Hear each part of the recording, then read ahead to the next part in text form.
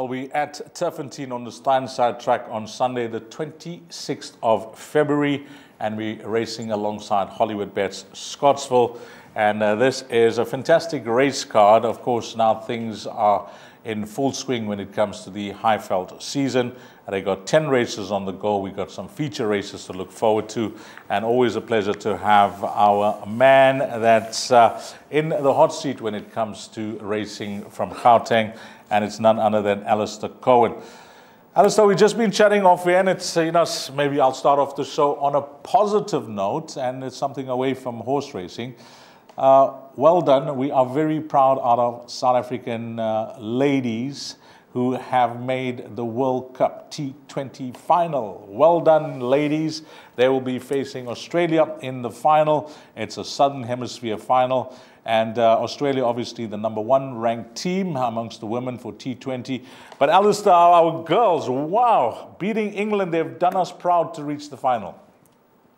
And the irony of that, Dees, is that our boys probably would have choked if they got to that stage of an RCC tournament. So yeah, very well done to the ladies. You said it. And it's also quite a twist of fate that Australia were very, very lucky to have beaten India in the first semi-final. Sure. There's a lot of me that believes it should be an India-South Africa final. Look, it's going to be tough beating Australia. Their women are, as you say, #1 in the world. They've proven it. They've won a lot of RCC tournaments, and they look like they've got a well-balanced side. But with home ground advantage at Newlands, which will be buzzing on Sunday afternoon, it'll be great to finish racing at Hollywoodbets Scottsville and Turffontein and get into the cricket and shout our girls home. It will be a long overdue arrival into the trophy cabinet at HQ when it comes to cricket. Yeah, I can't wait. Whoops, I can't wait. It's going to be a wonderful Sunday watching the telly. But I will be working at Gallop TV, so we'll see what happens. Back-to-back race meetings alongside each other. Let's get straight into it, Alistair. We got 10 races to get through. Race #1 will not form part of any of the exotics.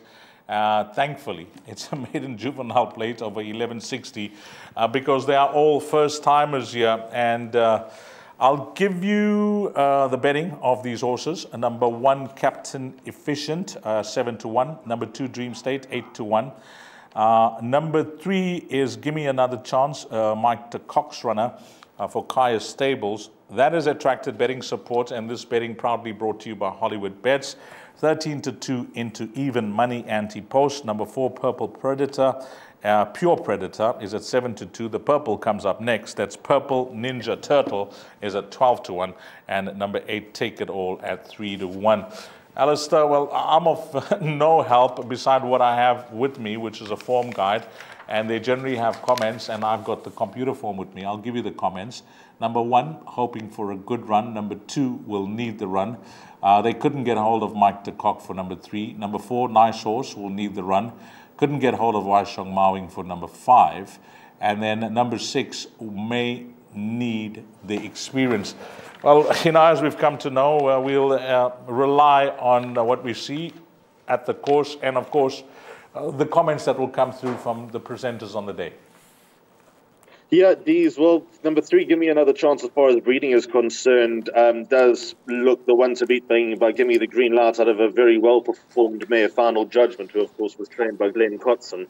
What worries me is that the half-brother, Elusive something, trained by Johan Janssen van Vuren, that ran during the week, and that is proving to be quite average, dare I say. But Gimme Another Chance gets King DeMello on board. He, of course, is the retained rider for Kaya Stables, and I think that he does stand out as far as the betting movement's concerned. The interesting horse here for me is #2, Dream State. This is a half-brother to Karangatang, who is a very good 2-year-old, and he has won a few as a 3-year-old. So there could be a few genetics that carry #2, Dream State, into being a reasonable 2-year-old, and Paul Matchett's yard's on fire at the moment. So I'd respect any money that may come for that. Yeah, I think race #1, let's leave it there, Alistair. We were on with a blindfold, but the pictures should become a bit clearer closer to race time for race number 1. Race number 2 will start off the exotics. It's the bar pot. It's over 1160, and this is a maiden plate. And at the time of recording, number 1 is at 15 to 10. Number 2 at 5 to 2. And then horse number 9 is at 22 to 10. So just 3 runners in single figures. And it's quite tight between these 3. How many horses in the bar pot, Ali?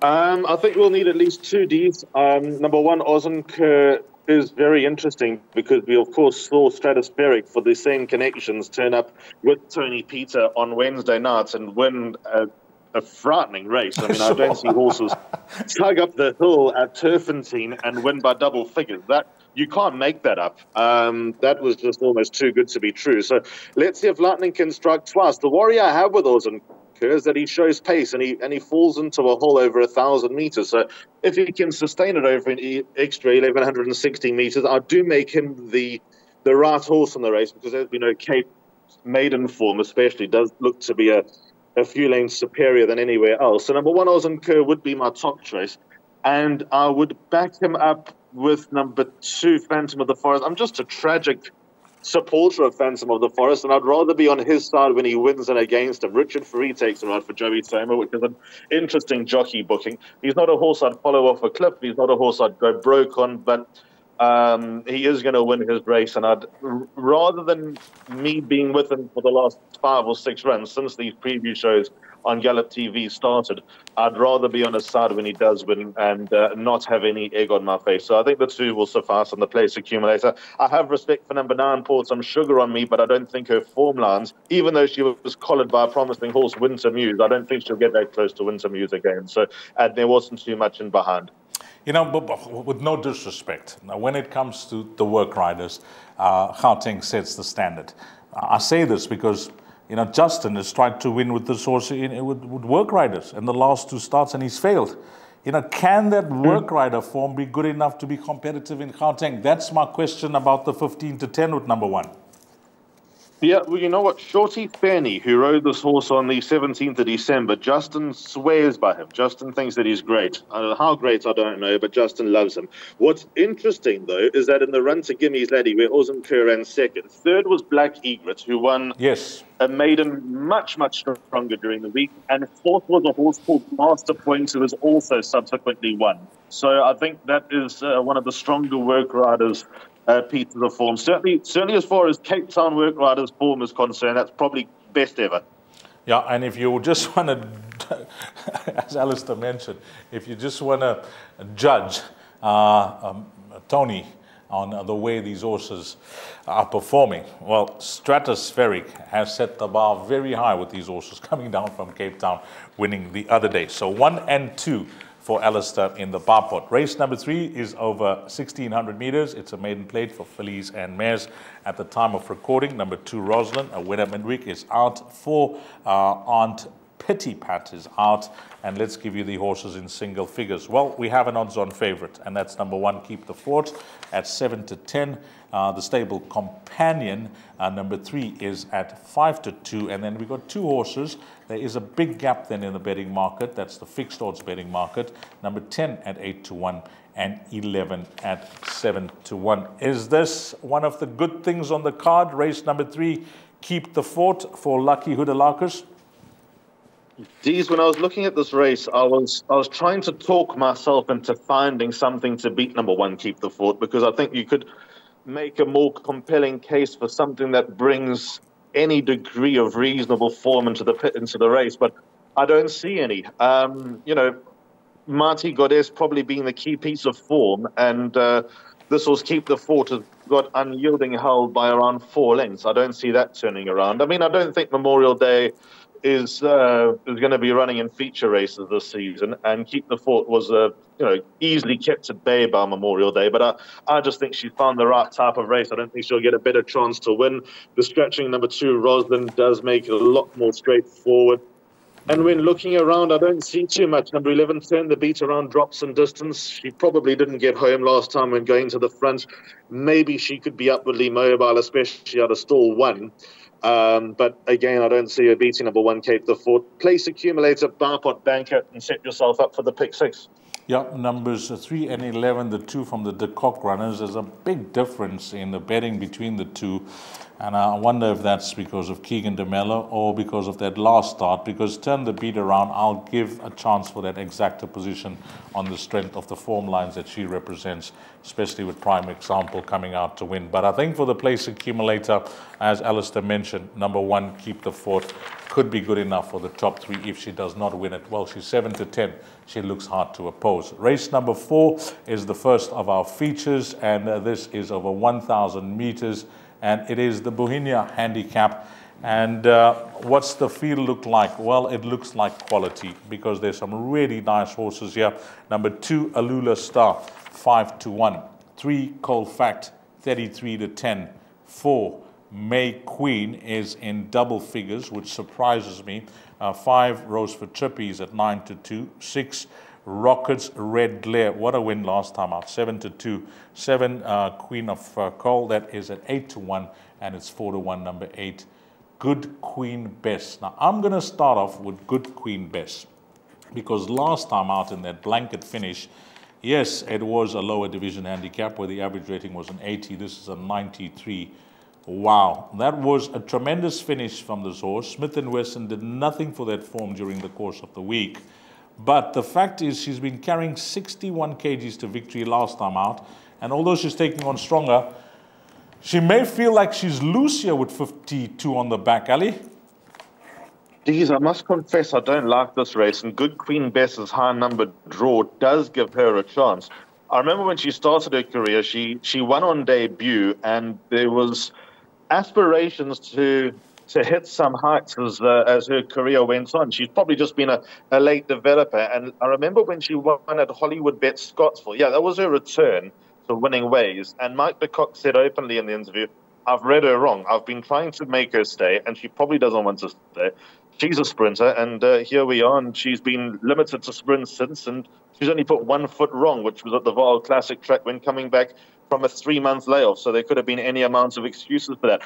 I put her in the race. She'd go into my pick 6, which is not my suggested bet. My suggested bet is the place accumulator. But as I mentioned, I don't like the race. On the Gardenia form, there shouldn't be much to choose between Bella Chica and Alula Star. There were 4 lengths between them, but Alula Star was returning from a break. So I think Alula Star might have the number over number 1 Bella Chica, but it wouldn't surprise me if Bella Chica just sort of shaded Alula Star. Cold Facts, I think, is a bit too short on the market for me. I don't think she'll get it all her own way over 1,000 meters. I think there'll be a lot of competition for the lead and drawn towards the inside on what will still be a sting out of the ground track. She will have her work cut out. The horse I'm most keen on here is number 5, Rose for Trippy, with Keegan DeMello on board for the Aussies. That's a combination you don't see too much. As you rightly mentioned, she ran to May Queen on the 12th of January, and there's a 2-kilo swing in favour of Rose for Trippy. And if I know the Aussies, they would have targeted this race, and she'll be popping coming into this event. So I think the fresh legs of number 5, Rose for Trippy, might carry her to a good performance, but it's a race that I need a lot of convincing with, I must be honest. And number 6, Rocket Red Glare, a passing mention for her because she can do absolutely anything. When she's good, she looks very impressive. When she's bad, she looks awfully average. Yeah, this looks like a very tricky start to the pick 6, and it should get to a sizable pool, even though we are racing alongside Hollywoodbets Scottsville, because there are some feature races and some quality, and quality races enhances the size of the pool. Race number 5, 1425 over 1,000 meters, and the 2-year-old features begin here. This is the Ruffian Stakes. It's listed, and let me give you some pricing up. Horses in single figures. Number 2, Miss Hannigan, 6 to 1. 3 at 28 to 10. 4 at 33 to 10. 5 at 9 to 2. And 6 at 28 to 10. I'll give you a comment on Miss Hannigan, obviously through my association with Darlin Chinsami and Marlon Naika. She arrived, and she settled in nicely up in Gauteng. And I can tell you there's been some videos being posted on our group with regards to how she's been progressing. And she's always been a filly that have shown them from day one. This filly, Alistair, I just want to remind viewers on how you can get a quick return on your investment. It was exactly 4 weeks, or maybe even shorter, that she was purchased at the Ready to Run down in Cape Town. We were there. The horse was bought. She ran 4 weeks later and she won. that was amazing, because I didn't think that she was going to run, so soon. But Garrett said that's how forward she is. So, credit to these Ready to Run sales that we have around the country, and credit to the guys that put in the hard work behind the scenes, to try and get them to gallop on the course. Yes, most of them are green, but the fact is, the work that was done behind the scenes with Ridgemont to get this filly to just gallop, bought, and win. A great story. And that's one of racing's, greatest tools to promote. The fact that you can buy a horse and turn up just 4 weeks later and get a winner. And I'm sure that race carried a bonus from Cape Racing or from the ROA. There was some other dynamic behind it as well from number 2, Miss Hannigan's debut. And just quickly, is Gareth Satellite Yard based at Turffontein, Dees? Yes, Garrett's there, and it's been well documented now in whatever social platform you're using that his dad is retired and his dad is going to be ably assisting him. So Gareth has been well schooled and by his dad throughout his career, and now his dad will be assisting him. And yep, this horse has been with Gavin for most of the time up in Gauteng, and Gareth is looking forward to partnering with his dad, and more importantly, having runners all around the country, because he's a young trainer with a lot of vision and he's not shy to travel his horses. Yeah, very ambitious, Gareth, and he's one to think out of the box. And yeah, he's making it and will continue to make it. And I think that he's got enough support to if he hasn't broken through yet, to break through shortly. With regard to this race, Dees, the best piece of form comfortably, and the kicker with the conditions of the race is that you're better off not winning coming in to the Ruffian Stakes and also the next feature than winning, because you get a nice pull at the weight. So, for example, this horse number 6, Call Me When You Need Me, who ran a length and a half behind leaving Las Vegas first time out, gets 3 kilos from all the winners, some of which I think will be hard-pressed to carry a heavy weight. And Call Me When You Need Me finished in front, and comfortably in front, of Mist in Scotland and Global Thunder. And they came out and won at Turffontein on Thursday. And I think Mist in Scotland particularly beat a strong maiden juvenile field. So I see that Call Me When You Need Me has found support. I see that she's top of the boards, and I can see exactly why. So number 6, Call Me When You Need Me, is my top choice in race number 5. Backup coming from number 5, Virginia Beach. I think that she's a good filly. She'll get better and stronger as life goes on. She's got to be bang there. And then number 7 on the card, Courageous. Candice Dawson is very, very pleased with how this filly is working.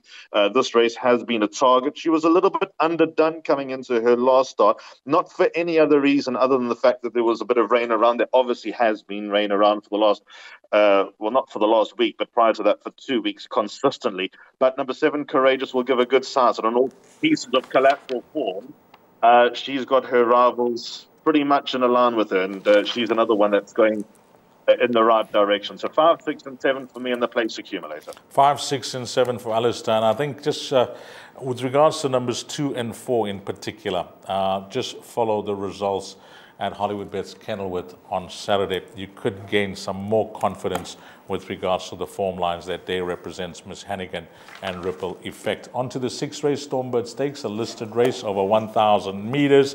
Horses in single figures here. Number 1, Fire and Flames at 5 to 1. Number 2, American Graffiti at 2 to 1. Number 4 is at, what's this? What have I written down here? D's. Your writing is so poor. 11 to 2. Number 8 is at 22 to 10. And number 9 is at 8 to 1. They got this horse on top, the De Kock runner, Zanovi. And that first start, there was plenty of betting support for him. The son of Heavenly Blue is priced up at 8 to 1. That shortened in dramatically to 2 to 1. And now the bookmakers are saying, well, there's no more 8 to 1s and 6 to 1s and 5 to 1s. If you like him, like you liked him first time out, you're going to have to take 22 to 10, because that is where we're starting him off at. Is he the right horse being priced up on top? Along with number 2, American Graffiti? When you look deeper into this race, Deeds, I'd say that bookmakers are a lot cleverer than me. Number 8, Zanovi, finished third on debut to Ripple Effect. Behind Zanovi, and this is crucial, was Troppo Veloce and Fire and Flames. And because they're winners, Zanovi gets a very, very useful pull at the weight. So if Zanovi's finished in front of Troppo Veloce and Fire and Flames already, then he should do so again. He showed blistering pace first time out. You could see why there was a bit of confidence around. And then showed signs of being a little bit wet behind the ears on the closing stages. That one's likely to bring him on. I don't think, in fact, no, he hasn't. Heavenly Blue hasn't had a winner yet, so it'll be a great place for him to start with a feature race win in the Stormbird Stakes, and Richard Farid takes the ride. However, I've left out number 8, Zanovi, in my place accumulator. My numbers here are 2 and 4. Number 2, American Graffiti, was very impressive to the eye first time out. She beat Explicit Content, who subsequently ran poorly, and Lincoln Navigator, who subsequently ran third. So the form has got a big question mark next to it, but all American Graffiti could do was win, and she won with a bit of style, with a little bit of swag. So I think number 2, American Graffiti, is a horse that's going to pay to follow. It'll be absolutely no shock to see Sean Terry enter her in serious 2-year-old features for the rest of the Joburg season and going into champion season in KZN. And number 4, Troppo Veloce, wasn't wanted first time out when the stable companion Ripple Effect was wanted and did the business. But second time out, he looked really good. So I'm going with the fillies here to beat the boys. And as we know, the sex allowance comes into it, fillies potentially being more precocious. Whether that's an old wives' tale or not, I'm not 100% convinced. But fillies do have a good record on the Stormbird Stakes. So I'm going for 2 and 4. American Graffiti and Troppo Veloce, with serious respect for number 8, Zanovi. And I've heard a word about number 9, Zoom Bomber. If he doesn't win here, follow him. I think he could be one of the Cornet Spies boom 2-year-olds this season. So jot him down. If he sort of has a little look, he runs just off them, he's going to do damage. Yep, it was carded to run with that horse in the first race, Captain Efficient, where that race meeting was abandoned. And I must agree, I also heard that he was the preferred of the 2 that day, and they were expecting a massive run from Zoom Bomber. And so we'll keep an eye on that first timer. On to race number 7. It's the Acacia Stakes. It's a Group 3 over 1,600 meters. And this is a race where usually you can refer to the best weighted column as a guide. But how tight is that? That gives you no help at all. Rain in Holland marginally topping it ahead of number 2, Pink Tamberlane. And then there's joint horses, Gilded Butterfly, Emerald Princess, and Bold Fortune. Rain in Holland is the 4-to-1 shot, number 1, along with number 3, Gilded Butterfly at 4-to-1. And then we move along to number 9, Emerald Princess at 11-2. And then we got Queen of Shadows at 6-1. I think I did a show with you in Rain in Holland. It was one of her comeback runs, Alistair. I mentioned, you know, with all her issues and whatever Sean had to go through to nurse her back to full fitness and nurse her back to racing conditions. Is she going to be the same filly that we knew of her as a 3-year-old, where she was an absolute superstar? Well, the jury's still out on that, isn't it? Yeah, I have a few opinions about Rain in Holland now, Dees. I've got her in my place accumulator because she's the best proven, and if the handicap is right, the best horse in the race. But was she the best of a bad bunch last season? That keeps lingering in the back of my mind. But then when I look back at the World Sportsman in Cape Met, and I know it was an absolute mess of a race, and there were a few hard luck stories. Rain in Holland was one of those. She finished midfield, but she was beaten 4.5 lengths. Had she got a clear passage, she probably runs about 2 lengths off, and instead of her being 4-1, she's probably 22-10 in a race of this nature. I'm going on a limb here to say that number 1, Rain in Holland, is obviously prepping for races as the season goes on. I'm sure Sean Terry would be targeting potentially the Empress Club. He's gonna have a good hand in the Empress Club if Rain in Holland goes there, because Princess Color, I'm pretty sure, will target another tilt at the Empress Club. And from there, probably the 2000 President's Champions Challenge, and then obviously on to champion season from there, which she sadly missed last season. So I expect there'll be meat on the bone, especially just 4 weeks apart from her running the Met, having travelled back up the N1 from Cape Town to Johannesburg. I don't think she'll be popping for this race, but maybe her class and her ability will carry her through. Number 13 on the card, Queen of Shadows, I make a big danger. On the last run to Gilded Butterfly, which came on the 2nd of February in a Pinnacle Stakes, Queen of Shadows has got her ice cold. There's a 2-kilo swing for a length and a half between them. And I'm very impressed with Malasela Kacheri. No weight on Queen of Shadows is back. She's been getting better and stronger with every start with Alec Laird. And she could be the one to take into this race at a price of 7-1. And then my absolute outsider for this race, and I'm happy to see her at a price of around 14-1. I think number 5, Miss Hollywood, is a live runner from a beneficial draw. Gavin Lorena now takes the ride on number 5, Hollywood Bound. I think she's been cleverly placed by Roy Magna, avoiding the handicappers' iron fist throughout her career. The only time she ever surpassed a rating of 100 was on the back of finishing second to Princess Philippa. Then she avoided handicaps for a while. I know this is no handicap, but she avoided handicaps for a while, probably just running her and keeping an eye on where she needs to go. I know how Roy Magna thinks. 5 Hollywood Bound has been having a look at this race since the program came out. When would that have been? In about September, October. So I think number 5 Hollywood Bound is the big lurker in the race, and it would be no surprise to me if she spoiled the apple cart.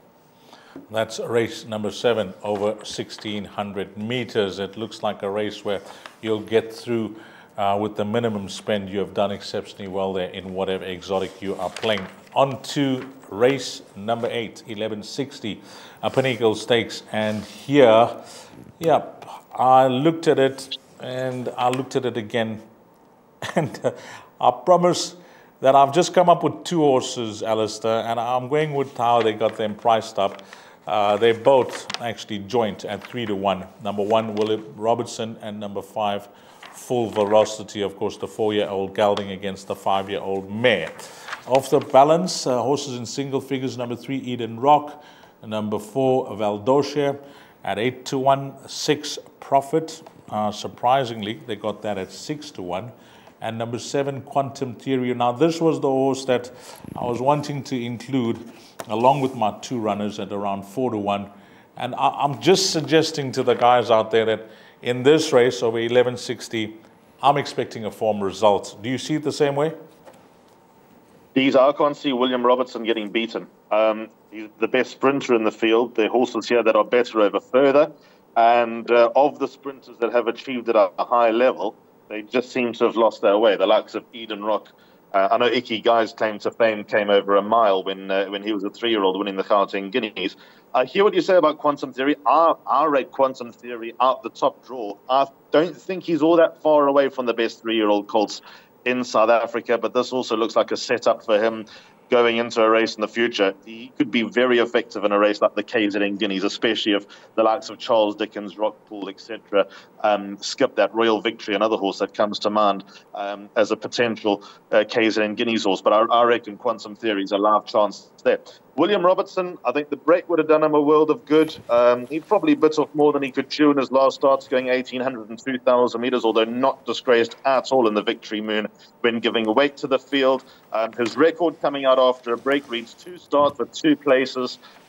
I think that he's the horse that they all need to beat. Short and sweet. I'll be very disappointed if William Robertson doesn't win, and 3-1's a lovely price.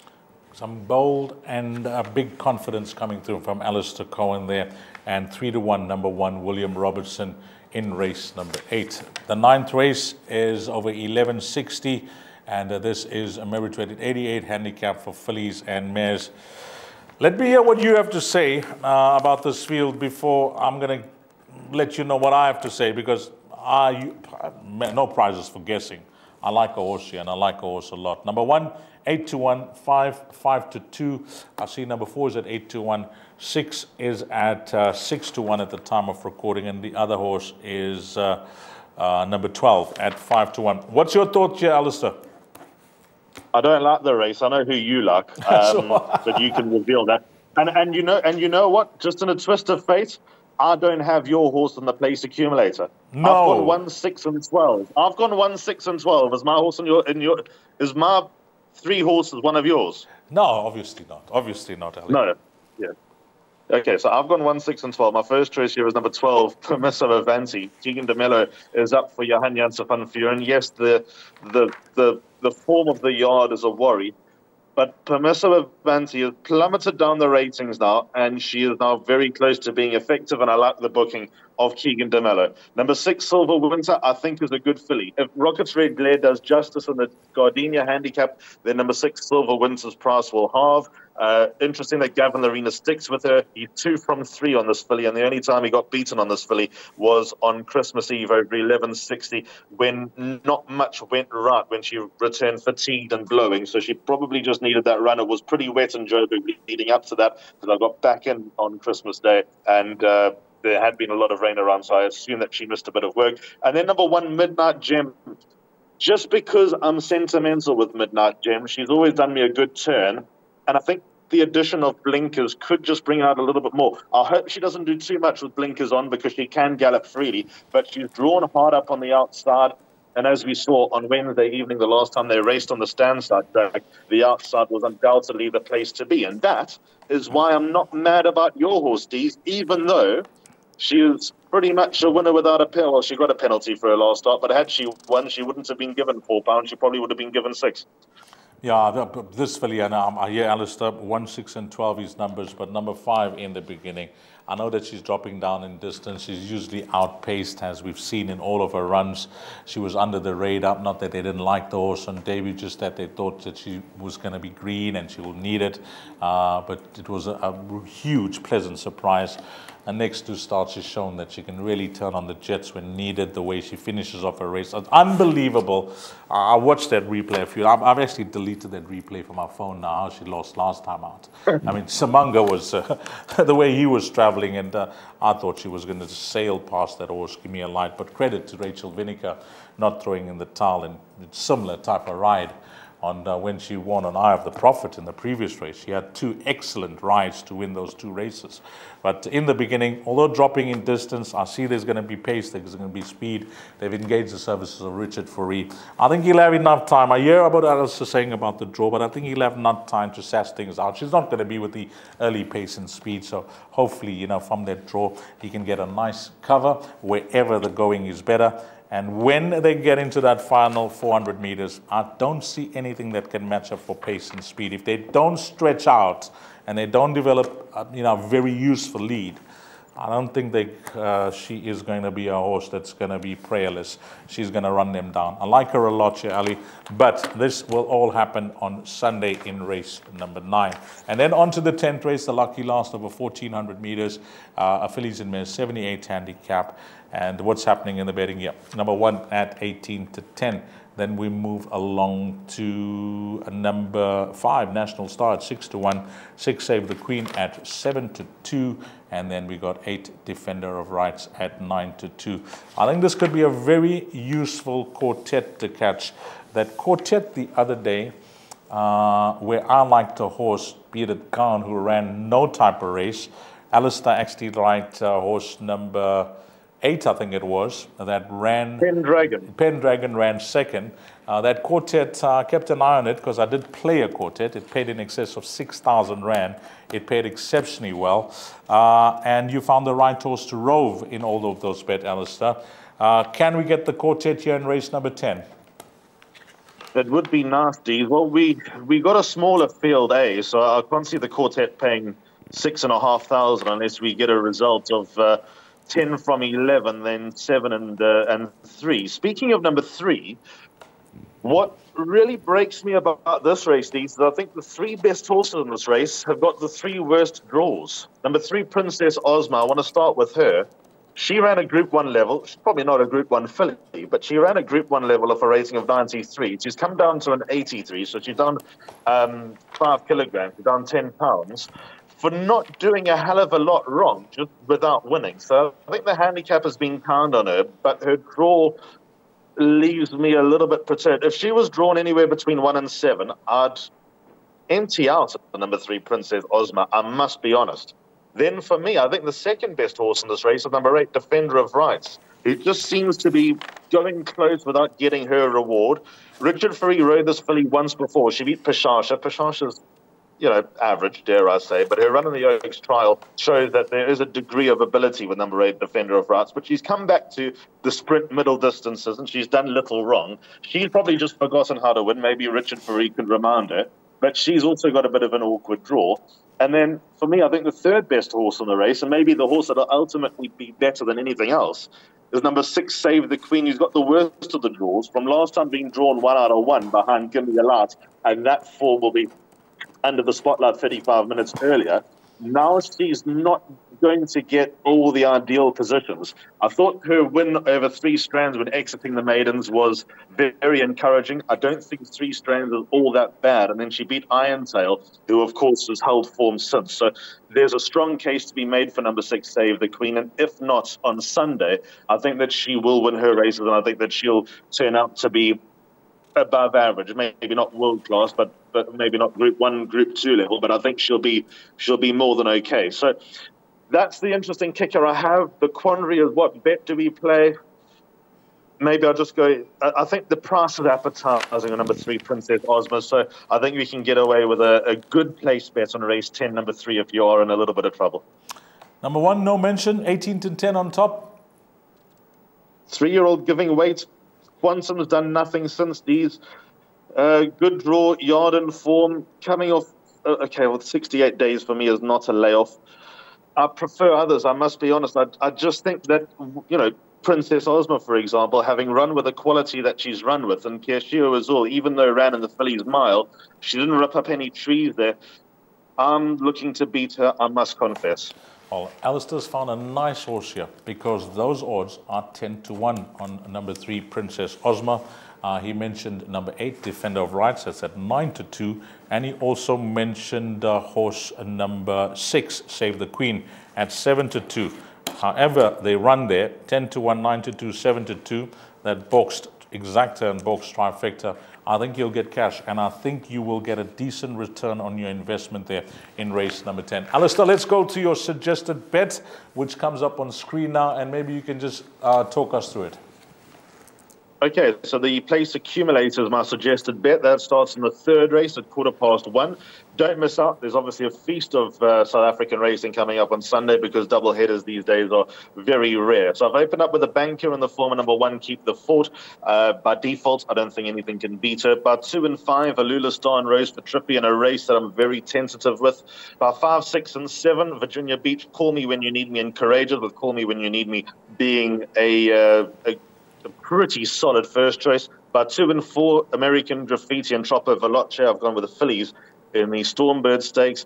About 1, 5 and 13, so Rain in Holland, Hollywood Bound and Queen of Shadows in the Grade 3 Acacia handicap. I think Hollywood Bound is the horse to make bets pay there. By banker 1, William Robertson.